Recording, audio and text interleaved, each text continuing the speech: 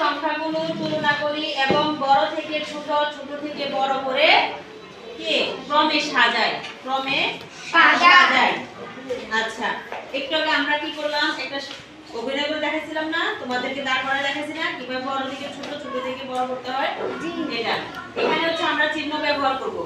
চিহ্ন ব্যবহার করে একবার বড় থেকে ছোট দিকে যাব, আবার ছোট থেকে বড়র দিকে যাব। বুঝতে পারছো?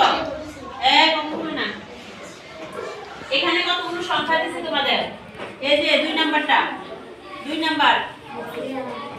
আচ্ছা, এখানে এই সংখ্যাটা কেউ বলতে পারবা? বলো তো, এটা কত? 2। এই মোট সংখ্যাটা কত? মোট সংখ্যাটা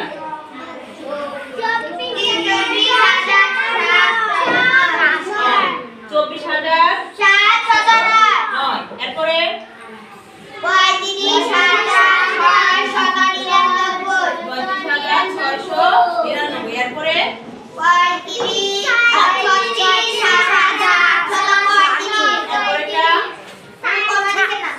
বলো, এরপরেটা 47,782।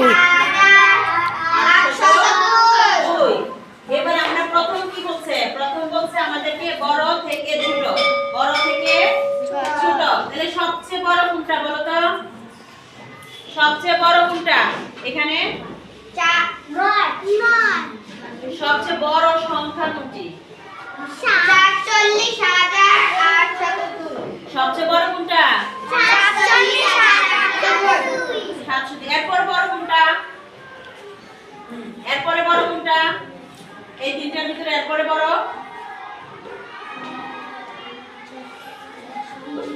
36,735। এটা হচ্ছে এরপরে বড় কোনটা? 35,699। এরপরে 24,000। তাহলে এটা হচ্ছে সবচেয়ে ছোট। তাহলে আমরা আমাদেরকে কি বলছে? বড় থেকে ছোট। এটাকে কি বলে?